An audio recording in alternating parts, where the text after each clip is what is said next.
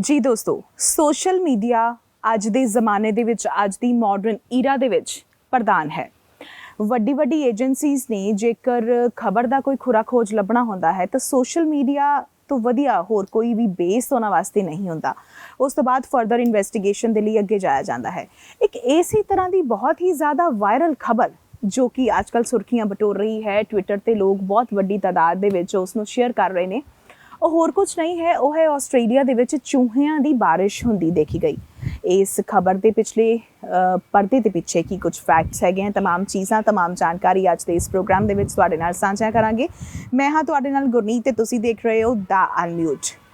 ਦੋਸਤੋ, ਕਈ ਵਾਰੀ ਹੁੰਦਾ ਕੀ ਹੈ ਕਿ ਕੁਝ ਖਬਰਾਂ ਇਸ ਕਿਸਮ ਦੀਆਂ ਸੁਰਖੀਆਂ ਬਟੋਰ ਲੈਂਦੀਆਂ ਨੇ ਔਰ ਬਹੁਤ ਸਾਰੇ ਲੋਕ ਜਿਹੜੇ ਨੇ ਉਹਨਾਂ ਨੂੰ ਡਿਫਰੈਂਟ ਤਰੀਕੇ ਦੇ ਨਾਲ ਆਪਣੇ ਹਿਸਾਬ ਦੇ ਨਾਲ ਪੋਸਟ ਕਰਦੇ ਨੇ। ਸੋ ਆਸਟ੍ਰੇਲੀਆ ਦੇ ਵਿੱਚ ਜੋ ਚੂਹਿਆਂ ਦੀ ਬਾਰਿਸ਼ ਹੁੰਦੀ ਦੇਖੀ ਗਈ, ਇਸ ਦਾ ਮੇਨ ਰੀਜ਼ਨ ਇਹ ਸੀ ਕਿ ਇੱਕ ਫਾਰਮਰ ਕਣਕ ਨੂੰ ਸਟੋਰ ਕਰਨ ਵਾਸਤੇ ਆਪਣਾ ਗੋਡਾਊਨ ਸਾਫ਼ ਕਰ ਰਿਹਾ ਸੀ ਔਰ ਜਿਸ ਦੇ ਸੰਬੰਧ ਦੇ ਵਿੱਚ ਜਦੋਂ ਉਸ ਦਾ ਪੰਪ ਹੈ ਉਹ ਪੰਪ ਨੂੰ ਕਲੀਨ ਕਰ ਰਿਹਾ ਤੇ ਇਸ ਕਦਰ ਚੂਹੇ ਜਿਹੜੇ ਨੇ ਉਹ ਨੀਚੇ ਗਿਰ ਰਹੇ ਨੇ, ਜ਼ਿੰਦਾ ਔਰ ਮੁਰਦਾ ਤਾਦਾਦ ਇੰਨੀ ਜ਼ਿਆਦਾ ਸੀ ਕਿ ਵਾਕਈ ਹੀ ਦੇਖਣ ਦੇ ਵਿੱਚ ਲੱਗ ਰਿਹਾ ਜਿੱਦਾਂ ਚੂਹਿਆਂ ਦੀ ਬਾਰਿਸ਼ ਹੋ ਰਹੀ ਹੈ। ਪਰ ਅਸਲ ਸੱਚਾਈ ਇਸ ਪਿੱਛੇ ਇਹ ਹੈ ਕਿ ਚੂਹਿਆਂ ਦੀ ਬਹੁਤਾਤ ਹੋਣ ਕਰਕੇ ਨਿਊ ਸਾਊਥ ਵੇਲਜ਼ ਦਾ ਇਲਾਕਾ ਜੋ ਹੈ ਆਸਟ੍ਰੇਲੀਆ ਦਾ, ਉੱਥੇ ਬਹੁਤ ਜ਼ਿਆਦਾ ਖਦਸ਼ਾ ਪੈਦਾ ਹੋ ਗਿਆ ਹੈ। ਪਲੇਗ ਫੈਲਣ ਦਾ ਖਦਸ਼ਾ ਹੀ ਪੈਦਾ ਨਹੀਂ ਹੋਇਆ ਬਲਕਿ ਪਲੇਗ ਜੋ ਹੈ ਉਹ ਤੇਜ਼ੀ ਦੇ ਨਾਲ ਫੈਲਣ ਲੱਗਿਆ। ਗਵਰਨਮੈਂਟ ਆਫ ਸਾਊਥ ਵੇਲਜ਼ ਨੇ ਇੱਕ ਸਪੋਰਟ ਪੈਕੇਜ ਦਿੱਤਾ ਹੈ ਔਰ ਇਹ ਪੈਕੇਜ ਹੈ $50 ਮਿਲੀਅਨ ਦਾ, ਤਾਂ ਜੋ ਮਾਊਸ ਪਲੇਗ ਦੀ ਵਜ੍ਹਾ ਨਾਲ ਜੋ ਖੇਤੀ ਜਾਂ ਘਰ ਇਹਨਾਂ ਦਾ ਨੁਕਸਾਨ ਹੋਇਆ ਉਸ ਦੀ ਕੁਝ ਹੱਦ ਤੱਕ ਭਰਪਾਈ ਕੀਤੀ ਜਾ ਸਕੇ। ਇੰਨਾ ਹੀ ਨਹੀਂ, ਇਸ ਨੂੰ ਕੰਟਰੋਲ ਕਰਨ ਲਈ ਬ੍ਰਮੋਡਾਇਓਲਿਨ ਨਾਮ ਦੇ ਇੱਕ ਪੋਇਜ਼ਨ ਨੂੰ ਵੀ ਅਪਰੂਵ ਕਰ ਦਿੱਤਾ ਗਿਆ ਹੈ। ਹਾਲਾਂਕਿ ਇਹ ਆਊਟਲੌਡ ਯਾਨੀ ਕਿ ਗੈਰ ਕਾਨੂੰਨੀ ਸੀ, ਪਰ ਹੁਣ ਵਿਗੜਦੇ ਹਾਲਾਤਾਂ ਤੇ ਕਾਬੂ ਪਾਉਣ ਲਈ ਇਸ ਨੂੰ ਮਨਜ਼ੂਰੀ ਦੇ ਦਿੱਤੀ ਗਈ ਹੈ।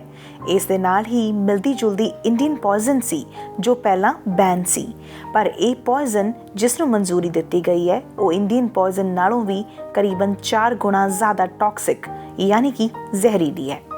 ਨਿਊ ਸਾਊਥ ਵੇਲਜ਼ ਦੇ ਫਾਰਮਰਸ ਵੱਲੋਂ ਇਸ ਪਲੇਗ ਨੂੰ ਇਕਨੋਮਿਕ ਐਂਡ ਹੈਲਥ ਕ੍ਰਾਈਸਿਸ ਦੇ ਰੂਪ ਦੇ ਵਿੱਚ ਦੇਖਿਆ ਜਾ ਰਿਹਾ ਹੈ।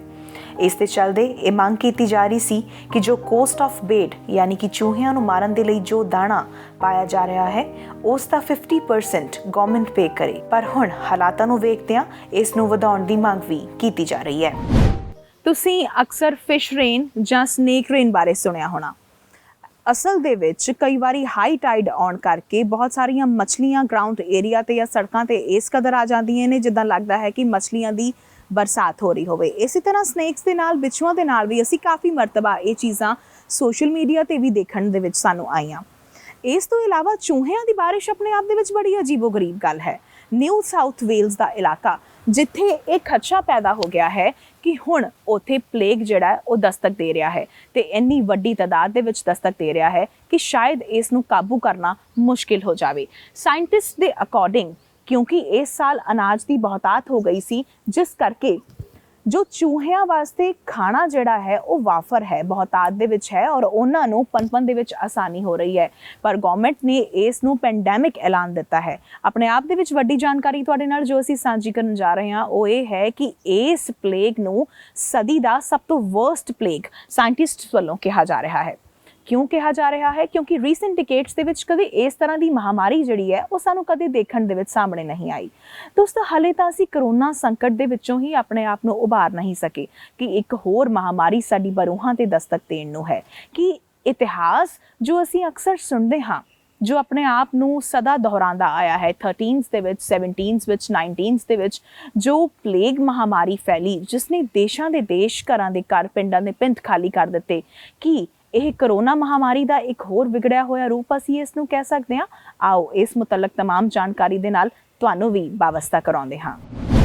ਮਿਡ ਮਾਰਚ ਦੇ ਵਿੱਚ ਇਸ ਪਲੇਗ ਦੀ ਸ਼ੁਰੂਆਤ ਹੋ ਚੁੱਕੀ ਸੀ, ਜਿਸ ਦੇ ਨਾਲ ਹੀ ਆਸਟ੍ਰੇਲੀਆ ਤੇ ਪੂਰੇ ਵਰਲਡ ਦੇ ਮੀਡੀਆ ਦੇ ਵਿੱਚ ਇਹ ਖਬਰਾਂ ਪਬਲਿਸ਼ ਹੋਣ ਲੱਗੀਆਂ।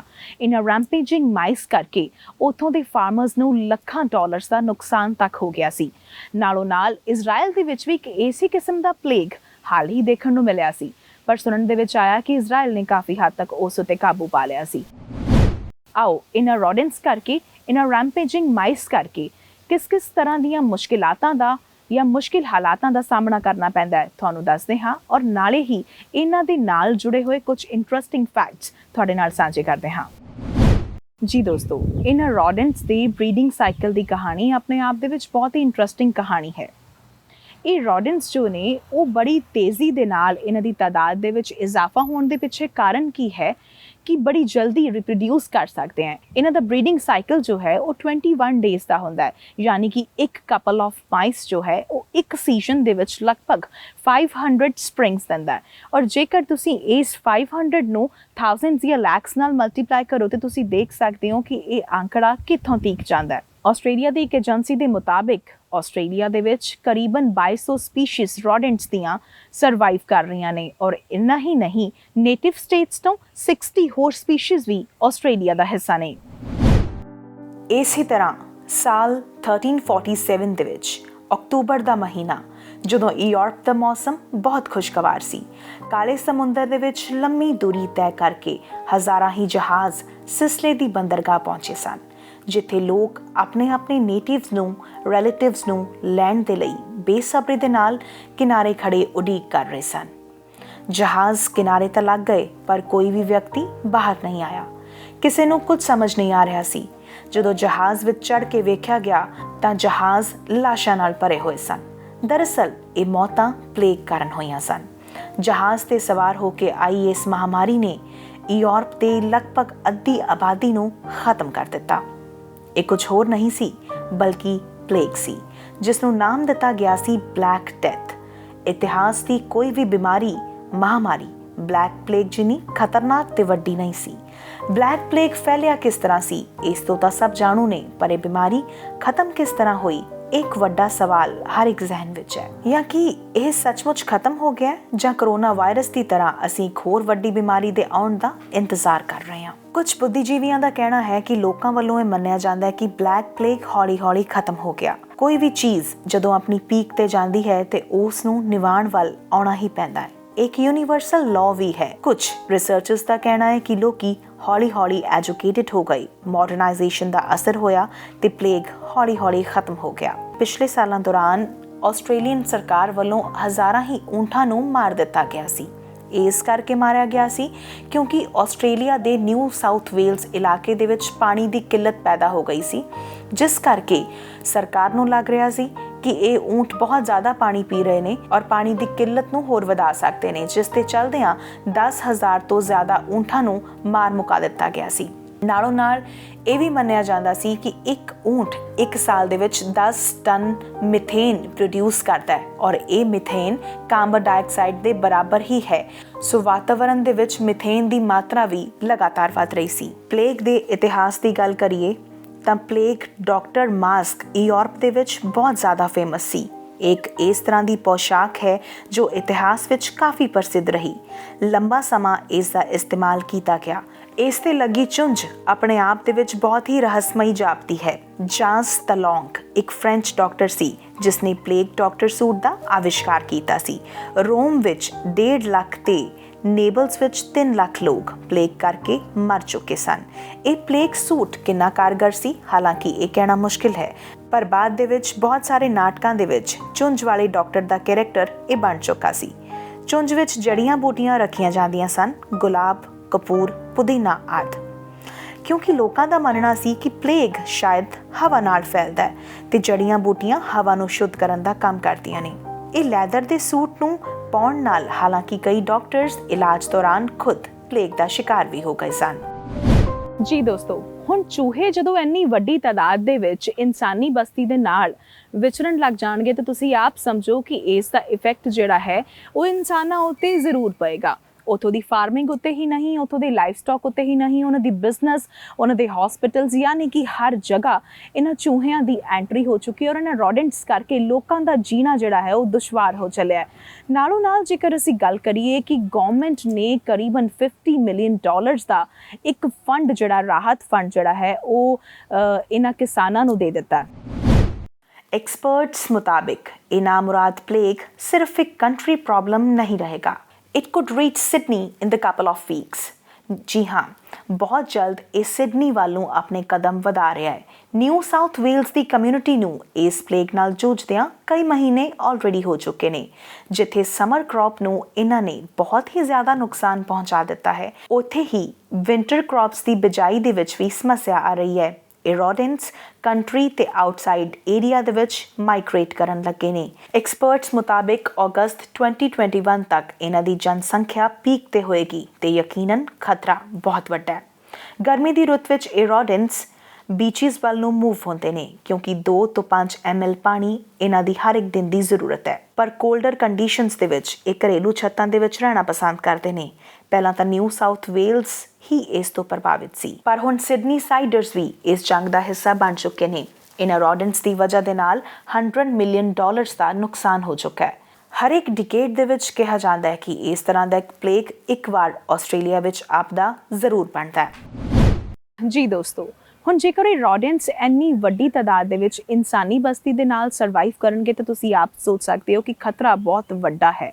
ਹਜ਼ਾਰਾਂ ਲੱਖਾਂ ਦੀ ਤਾਦਾਦ ਦੇ ਵਿੱਚ ਇੰਨੇ ਸਾਰੇ ਰੋਡੈਂਟਸ ਨੂੰ ਬਰਦਾਸ਼ਤ ਕਰਨਾ ਕੋਈ ਸੌਖੀ ਗੱਲ ਨਹੀਂ ਹੈ, ਜਿਸ ਕਰਕੇ ਆਸਟ੍ਰੇਲੀਅਨ ਲੋਕਾਂ ਵੱਲੋਂ, ਆਸਟ੍ਰੇਲੀਅਨ ਫਾਰਮਰਸ ਵੱਲੋਂ, ਈਵਨ ਆਸਟ੍ਰੇਲੀਅਨ ਗਵਰਨਮੈਂਟ ਵੱਲੋਂ ਇਹਨੂੰ ਇੱਕ ਕ੍ਰਾਈਸਿਸ ਦੇ ਤੌਰ ਤੇ ਦੇਖਿਆ ਜਾ ਰਿਹਾ ਹੈ। ਰਾਹਤ ਫੰਡ ਰਿਲੀਜ਼ ਕੀਤੇ ਜਾ ਰਹੇ ਨੇ, ਉਹਨਾਂ ਨੂੰ ਤਰ੍ਹਾਂ ਦੀਆਂ ਦਵਾਈਆਂ ਜਿਹੜੀਆਂ ਉਹ ਸੁਜੈਸਟ ਕੀਤੀਆਂ ਜਾ ਰਹੀਆਂ ਨੇ। ਇਸ ਤੋਂ ਇਲਾਵਾ ਇਹ ਰੋਡੈਂਟਸ ਅਨਾਜ ਨੂੰ ਖਾ ਜਾਂ ਖਰਾਬ ਹੀ ਨਹੀਂ ਕਰ ਰਹੇ, ਬਲਕਿ ਇਹਨਾਂ ਦੀ ਐਕਸਕ੍ਰੀਸ਼ਨ ਦੇ ਨਾਲ ਜੋ ਸਪਲਾਈ ਔਰ ਸਟਾਕ ਹੈ ਉਸ ਤੇ ਵੀ ਵਰਸਟ ਇਫੈਕਟ ਪਿਆ ਹੈ। ਤੁਹਾਨੂੰ ਦੱਸ ਦਈਏ ਕਿ ਜੋ ਪਲੇਗ ਹੈ ਉਹ ਇੱਕ ਖਾਸ ਕਿਸਮ ਦੇ ਫਲੀ ਦੇ ਨਾਲ ਫੈਲਦਾ ਹੈ। ਫਲੀ ਤੋਂ ਭਾਵ ਹੈ ਚੂਹਿਆਂ ਦੇ ਪਿੱਸੂ, ਯਾਨੀ ਕਿ ਰੋਡੈਂਟਸ ਦੇ ਜੋ ਫਲੀਜ਼ ਹੁੰਦੇ ਨੇ, ਰੋਡੈਂਟਸ ਉੱਤੇ ਜੋ ਪਿੱਸੂ ਹੁੰਦੇ ਨੇ, ਉਹ ਜਿਸ ਤਰ੍ਹਾਂ ਹੀ ਇੱਕ ਬੈਕਟੀਰੀਆ ਜੋ ਹੈ ਉਸ ਦੀ ਬੋਡੀ ਦੇ ਅੰਦਰ ਇੰਜੈਕਟ ਕਰ ਦਿੰਦਾ, ਜਿਸ ਦੇ ਨਾਲ ਉਹ ਮਾਈਸ ਜਿਹੜੇ ਨੇ ਉਹ ਲਗਾਤਾਰ ਮਰਨੇ ਸ਼ੁਰੂ ਹੋ ਜਾਂਦੇ ਆ। ਔਰ ਇੱਕ ਚੂਹੇ ਨੂੰ ਜਦੋਂ ਇੱਕ ਫਲੀ ਕੱਟਦਾ, ਉਸ ਦੇ ਮਰਨ ਤੋਂ ਬਾਅਦ ਉਸ ਫਲੀ ਨੂੰ ਇੰਸਟੈਂਟਲੀ ਦੂਸਰੀ ਬੋਡੀ ਚਾਹੀਦੀ ਹੁੰਦੀ ਹੈ, ਔਰ ਦੂਸਰੀ ਬੋਡੀ ਯਾਨੀ ਕਿ ਦੂਸਰਾ ਰੈਟ ਮਿਲਣਾ ਇੰਨਾ ਆਸਾਨ ਨਹੀਂ ਹੁੰਦਾ। ਆਸ-ਪਾਸ ਅਗਰ ਕੋਈ ਵੀ ਹਿਊਮਨ ਬੀਇੰਗ ਹੋਵੇ ਤਾਂ ਇਹ ਫਲੀ ਉਸ ਹਿਊਮਨ ਨੂੰ ਕੱਟ ਲੈਂਦਾ ਹੈ, ਯਾਨੀ ਕਿ ਰੈਟਸ ਔਰ ਹਿਊਮਨ ਫਲੀਜ਼ ਦੇ ਨਾਲ ਜੋ ਵੀ ਇਹ ਬੈਕਟੀਰੀਆ ਆਪਣੇ ਪੈਰ ਪਸਾਰਦਾ ਹੈ, ਉਸ ਤੋਂ ਹੀ ਅਲਟੀਮੇਟਲੀ ਪਲੇਗ ਜਿਹੜਾ ਉਹ ਹੋਂਦ ਦੇ ਵਿੱਚ ਆਉਂਦਾ ਹੈ। ਔਰ ਪਲੇਗ ਇੱਕ ਇਸ ਤਰ੍ਹਾਂ ਦੀ ਸਦੀ ਦੀ ਵੱਡੀ ਮਹਾਮਾਰੀ ਰਿਹਾ ਹੈ ਜਿਸ ਨੇ ਸ਼ਹਿਰਾਂ ਦੇ ਸ਼ਹਿਰ, ਘਰਾਂ ਦੇ ਘਰ ਜਿਹੜੇ ਉਹ ਖਾਲੀ ਕਰ ਦਿੱਤੇ ਹੈ। ਅਸੀਂ ਗੱਲ ਕਰ ਰਹੇ ਸੀ ਰੋਡੈਂਟਸ ਦੀ। ਇਹਨਾਂ ਰੋਡੈਂਟਸ ਦੀ ਵੱਧਦੀ ਹੋਈ ਤਾਦਾਦ ਨੂੰ ਦੇਖ ਕੇ ਲੈਪਟੋਸਪੀਰੋਸਿਸ ਤੇ ਟਾਈਫਸ ਫੀਵਰ ਨਾਮ ਦੀਆਂ 2 ਵੱਡੀਆਂ ਬਿਮਾਰੀਆਂ ਲੋਕਾਂ ਦੇ ਵਿੱਚ ਵੇਖਣ ਨੂੰ ਸਾਹਮਣੇ ਆ ਰਹੀਆਂ ਨੇ, ਜਿਸ ਕਰਕੇ food grain and research development organisation ਨੇ ਤੇ ਨਾਲੋਂ ਨਾਲ CSIRO ਨੇ ਫਾਰਮਰਸ ਨੂੰ ਜ਼ਿੰਕ ਫਾਸਫੇਟ ਨੂੰ ਯੂਜ਼ ਕਰਨਾ ਇਹ ਸੁਜੈਸਟ ਕੀਤਾ ਹੈ। ਹਾਲਾਂਕਿ ਜ਼ਿੰਕ ਫਾਸਫੇਟ ਜੋ ਹੈ ਉਸ ਦੀ ਟੌਕਸਿਕ ਮਾਤਰਾ ਬਹੁਤ ਜ਼ਿਆਦਾ ਹੁੰਦੀ ਹੈ। ਇਸ ਨੂੰ ਪਹਿਲਾਂ ਇੱਥੇ ਬੈਨ ਕੀਤਾ ਗਿਆ ਸੀ, ਪਰ ਹੁਣ ਵਿਗੜਦੇ ਹਾਲਾਤਾਂ ਨੂੰ ਦੇਖ ਕੇ ਇਸ ਦੀ ਮਾਤਰਾ ਨੂੰ ਡਬਲ ਕਰਨ ਦੀ ਵੀ ਅਪਰੂਵਲ ਜਿਹੜੀ ਹੈ ਉਹ ਦੇ ਦਿੱਤੀ ਗਈ ਹੈ। ਸੋ ਦੋਸਤੋ, ਇਹ ਰੋਡੈਂਟਸ ਜਿਹੜੇ ਨੇ ਇਹ ਬਹੁਤ ਆਪਣੇ ਆਪ ਦੇ ਵਿੱਚ ਖਾਸ ਤੇ ਸਮਾਰਟ ਕਿਸਮ ਦੀਆਂ ਸਪੀਸ਼ੀਜ਼ ਨੇ। ਜੇਕਰ ਹੁਣ ਜਿੱਦਾਂ ਅਸੀਂ ਮੋਰਟਿਨ ਦੀ ਗੱਲ ਕਰਦੇ ਹਾਂ, ਅਸੀਂ ਘਰ ਦੇ ਵਿੱਚ ਚੂਹੇ ਮਾਰ ਦਵਾਈਆਂ ਨੂੰ ਅਕਸਰ ਯੂਜ਼ ਕਰਦੇ ਹਾਂ ਜਿਸ ਦੇ ਵਿੱਚ ਮੋਰਟਿਨ ਹੁੰਦਾ ਹੈ, ਔਰ ਉਹ ਇੱਕ ਖਾਸ ਕਿਸਮ ਦੀ ਟੈਬਲੇਟ ਹੁੰਦੀ ਹੈ ਜਿਸ ਨੂੰ ਖਾ ਕੇ ਚੂਹੇ ਜਿਹੜੇ ਨੇ ਉਹ ਕੁਝ ਕੰਫਰਟੇਬਲ ਫੀਲ ਨਹੀਂ ਕਰਦੇ ਤੇ ਕਿਹਾ ਜਾਂਦਾ ਕਿ ਉਹ ਘਬਰਾਹਟ ਦੇ ਕਰਕੇ ਘਰੋਂ ਬਾਹਰ ਜਾ ਕੇ, ਯਾਨੀ ਕਿ ਖੁੱਲੇ ਵਿੱਚ ਜਾਂਦੇ ਨੇ ਔਰ ਬਾਹਰ ਜਾ ਕੇ ਮਰ ਜਾਂਦੇ ਹੈ। ਪਰ ਇੰਨੀ ਵੱਡੀ ਤਾਦਾਦ ਦੇ ਵਿੱਚ ਜੇਕਰ ਚੂਹੇ ਮਰਨਗੇ, ਇਸ ਦੇ ਨਾਲ ਵੀ ਪਲੇਗ ਦਾ ਖਤਰਾ ਘੱਟ ਨਹੀਂ ਹੋਏਗਾ, ਕਿਉਂਕਿ ਪਲੇਗ ਜੋ ਹੈ ਉਹ ਚੂਹਿਆਂ ਦੀ ਫਲੀਸ ਕਰਕੇ ਫੈਲਦੀ ਹੈ, ਜੋ ਮੈਂ ਪਹਿਲਾਂ ਵੀ ਦੱਸਿਆ, ਜੋ ਚੂਹਿਆਂ ਦੇ ਪਿੱਸੂ ਹੁੰਦੇ ਹੈ। ਸੋ ਇੰਨੀ ਵੱਡੀ ਤਾਦਾਦ ਦੇ ਵਿੱਚ ਜੇਕਰ ਉਹ ਮਰਨਗੇ ਤਾਂ ਇਸ ਦਾ ਖਤਰਾ ਘਟੇਗਾ ਨਹੀਂ। ਸੋ ਇਸ ਤੋਂ ਬਚਣ ਦੇ ਲਈ ਹੋਰ ਮੇਜਰਸ ਜਿਹੜੇ ਨੇ ਉਹ ਗਵਰਨਮੈਂਟ ਵੱਲੋਂ ਸੁਜੈਸਟ ਲਗਾਤਾਰ ਕੀਤੇ ਜਾ ਰਹੇ ਨੇ। ਇਸ ਉੱਤੇ ਰਿਸਰਚ ਲਗਾਤਾਰ ਜਾਰੀ ਹੈ ਕਿ ਹੁਣ ਕੀ ਕੀਤਾ ਜਾਵੇ।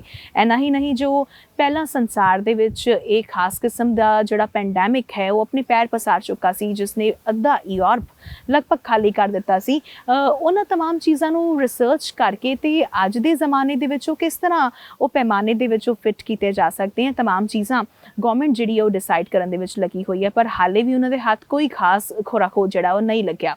ਸੋ ਯਾਨੀ ਕਿ ਮੈਂ ਗੱਲ ਕਰ ਰਹੀ ਸੀ ਜੋ ਇਹ ਰੈਟਸ ਨੇ, ਸਮਾਰਟ ਸਪੀਸ਼ੀਜ਼ ਕਿਸ ਤਰ੍ਹਾਂ ਨੇ। ਜੇਕਰ ਅਸੀਂ ਕੋਈ ਖਾਸ ਕਿਸਮ ਦੀ ਦਵਾਈ ਉਹਨਾਂ ਨੂੰ ਮਾਰਨ ਵਾਸਤੇ ਰੱਖਦੇ ਹਾਂ ਜਿਹਨੂੰ ਖਾ ਕੇ ਰੋਡੈਂਟਸ ਸਹੀ ਫੀਲ ਨਹੀਂ ਕਰਦੇ, ਸੋ ਇੱਕ ਅਗਰ ਰੈਟ ਉਹਨੂੰ ਇਨਟੇਕ ਕਰਦਾ ਔਰ ਉਹਦੀ ਤਬੀਅਤ ਖਰਾਬ ਹੁੰਦੀ ਹੈ ਤੇ ਬਾਕੀ ਦੇ ਮਾਈਸ ਇਸ ਚੀਜ਼ ਨੂੰ ਆਇਡੈਂਟੀਫਾਈ ਕਰ ਲੈਂਦੇ ਆ ਕਿ ਇਹ ਖਾਸ ਕਿਸਮ ਦਾ ਮਟੀਰੀਅਲ ਸਾਡੇ ਵਾਸਤੇ ਚੰਗਾ ਨਹੀਂ ਹੈ। ਸੋ ਅਗਰ 1-2 ਚੂਹੇ ਮਰ ਜਾਂਦੇ ਆ ਤੇ ਬਾਕੀ ਦੇ ਮਾਈਸ ਉਸ ਮਟੀਰੀਅਲ ਨੂੰ ਨਹੀਂ ਖਾਣਗੇ। ਹੁਣ ਇਸ ਦੇ ਚੱਲਦੇ ਆ ਸਾਇੰਟਿਸਟ ਨੇ ਇੱਕ ਇਸ ਕਿਸਮ ਦੀ ਮੈਡੀਸਿਨ, ਇੱਕ ਇਸ ਕਿਸਮ ਦੀ ਦਵਾਈ ਔਰ ਇੱਕ ਇਸ ਕਿਸਮ ਦੇ ਟੌਕਸੀਕੇਸ਼ਨ ਦਾ ਉਸ ਦੀ ਡਿਵੈਲਪਮੈਂਟ ਕੀਤੀ ਹੈ ਜਿਸ ਨੂੰ ਖਾ ਕੇ ਮਾਈਸ ਜਿਹੜੇ ਨੇ ਹੌਲੀ ਹੌਲੀ ਮਰਦੇ ਨੇ। ਇਹ ਡਿਲੇਡ ਐਫੀਕੇਸੀ ਜੋ ਹੈ ਉਹ ਚੂਹਿਆਂ ਦੇ ਵਿੱਚ ਸਲੋ ਪੋਇਜ਼ਨ ਦਾ ਕੰਮ ਕਰਦੀ ਹੈ, ਜਿਸ ਕਰਕੇ ਹੌਲੀ ਹੌਲੀ ਉਹਨਾਂ ਦੀ ਤਬੀਅਤ ਖਰਾਬ ਹੁੰਦੀ ਹੈ ਤੇ ਚੂਹੇ ਜਿਹੜੇ ਨੇ ਉਹ ਮਰਨੇ ਸ਼ੁਰੂ ਹੋ ਜਾਂਦੇ ਨੇ। ਪਰ ਖਤਰਾ ਇੱਥੇ ਹੀ ਨਹੀਂ ਟਲਦਾ। ਲੀਥਲ ਨਾਮ ਦਾ ਇੱਕ ਟੌਕਸਿਕ ਐਲੀਮੈਂਟ, ਜਿਸ ਦੇ ਵਿੱਚ ਜ਼ਹਿਰ ਦੀ ਮਾਤਰਾ ਜੋ ਆ ਆਪਣੇ ਆਪ ਦੇ ਵਿੱਚ ਬਹੁਤ ਜ਼ਿਆਦਾ ਹੈ ਔਰ ਉਹ ਸੈਕੰਡਰੀ ਪੋਇਜ਼ਨ ਦਾ ਕੰਮ ਕਰਦਾ ਹੈ। ਹੁਣ ਜਿਸ ਨੂੰ ਲੈ ਕੇ ਚੂਹੇ ਜਿਹੜੇ ਨੇ ਉਹ ਰੋਡੈਂਟਸ ਜਿਹੜੇ ਨੇ ਉਹ ਮਰਨਾ ਸਟਾਰਟ ਹੋ ਜਾਂਦੇ ਨੇ।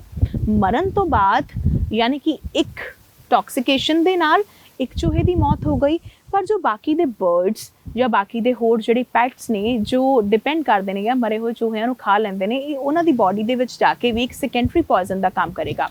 ਸੋ ਹਾਲ ਦੀ ਘੜੀ ਇਹ ਜੋ ਇੱਕ ਸਿਚੁਏਸ਼ਨ ਹੈ ਉਹ ਬਹੁਤ ਵਰਸਟ ਸਿਚੁਏਸ਼ਨ ਗਵਰਨਮੈਂਟ ਵਾਸਤੇ ਬਣੀ ਹੋਈ ਹੈ। ਐਡੀ ਵੱਡੀ ਤਾਦਾਦ ਦੇ ਵਿੱਚ ਇੱਕ ਹੋਰ ਪੈਂਡੈਮਿਕ ਜਿਹੜਾ ਹੈ ਉਹ ਸਾਡੀ ਬਰੂਹਾਂ ਤੇ ਆਣ ਖੜਾ ਹੋਇਆ। ਹਾਲਾਂਕਿ ਅਸੀਂ ਕਰੋਨਾ ਦੇ ਪੈਂਡੈਮਿਕ ਤੋਂ ਆਪਣੇ ਆਪ ਨੂੰ ਹਲੇ ਫ੍ਰੀ ਨਹੀਂ ਕਰ ਪਾਏ ਔਰ ਇਸ ਦੇ ਖਤਰੇ 'ਚ ਉੱਭਰ ਨਹੀਂ ਪਾਏ ਹਾਂ ਕਿ ਇੱਕ ਹੋਰ ਪੈਂਡੈਮਿਕ ਸਾਡੀ ਬਰੂਹਾਂ ਤੇ ਆਣ ਖੜਾ ਹੋ ਗਿਆ। ਸੋ ਆਸਟ੍ਰੇਲੀਅਨ ਗਵਰਨਮੈਂਟਸ ਵੱਲੋਂ ਰਿਸਰਚ ਜਿਹੜੀ ਉਹ ਲਗਾਤਾਰ ਕੀਤੀ ਜਾ ਰਹੀ ਹੈ ਔਰ ਆਉਣ ਵਾਲੇ ਦਿਨਾਂ ਦੇ ਵਿੱਚ ਉਮੀਦ ਹੈ ਕਿ ਇਸ ਦੇ ਪੁਖਤਾ ਇੰਤਜ਼ਾਮ ਜੋ ਹੈ ਉਹ ਕੀਤੇ ਜਾ ਸਕਣਗੇ। ਨਾਲ ਦੀ ਨਾਲ ਜੋ ਪੁਰਾਣਾ ਪੈਂਡੈਮਿਕ ਹੋਇਆ ਸੀ ਔਰ ਉਸ ਦੇ ਮੁਤਲਕ ਇੱਕ ਐਂਟੀ ਵੈਕਸੀਨ ਜਿਹੜੀ ਹੈ ਉਹ ਤਿਆਰ ਕੀਤੀ ਗਈ ਸੀ। ਸੋ ਉਸ ਨੂੰ ਵੱਡੇ ਪੈਮਾਨੇ ਤੇ ਹੋਰ ਮਲਟੀਪਲਾਈ ਕਰਨ ਦੀ ਜ਼ਰੂਰਤ ਹੈ ਤਾਂ ਜੋ ਇਸ ਮਹਾਮਾਰੀ ਤੋਂ ਇਸ ਦੇ ਪੈਰ ਪਸਾਰਨ ਤੋਂ ਪਹਿਲਾਂ ਹੀ ਇਸ ਉੱਤੇ ਕੰਟਰੋਲ ਕੀਤਾ ਜਾ ਸਕੇ। ਸੋ ਅੱਜ ਦੀ ਅਨਮਿਊਟ ਵੰਡਰਸ ਵਿਚਲੀ ਇਹ ਰਿਪੋਰਟ ਉਮੀਦ ਕਰਦੇ ਹਾਂ ਤੁਸੀਂ ਜ਼ਰੂਰ ਪਸੰਦ ਕੀਤੀ ਹੋਏਗੀ। ਆਪਣੇ ਵਿਚਾਰ ਕੰਪਲੀਮੈਂਟਸ ਦੇ ਰੂਪ ਦੇ ਵਿੱਚ, ਕਮੈਂਟਸ ਦੇ ਰੂਪ ਵਿੱਚ ਸਾਨੂੰ ਕਮੈਂਟ ਸੈਕਸ਼ਨ ਦੇ ਵਿੱਚ ਜ਼ਰੂਰ ਦੱਸਿਓ। ਮੈਨੂੰ ਗੁਰਨੀਤ ਨੂੰ ਦਿਓ ਇਜਾਜ਼ਤ। ਫਿਲਹਾਲ ਇੰਨਾ ਹੀ। ਇੱਕ ਵਾਰ ਫਿਰ ਤੋਂ ਕਿਸੇ ਹੋਰ ਡਾਕਿਊ ਸਟੋਰੀ ਦੇ ਨਾਲ ਅਸੀਂ ਤੁਹਾਡੇ ਸਨਮੁਖ ਹਾਜ਼ਰ ਹੋਵਾਂਗੇ। ਤਦ ਤੱਕ ਲਈ ਦੇਖਦੇ ਰਹੋ ਦਾ ਅਨਮਿਊਟ।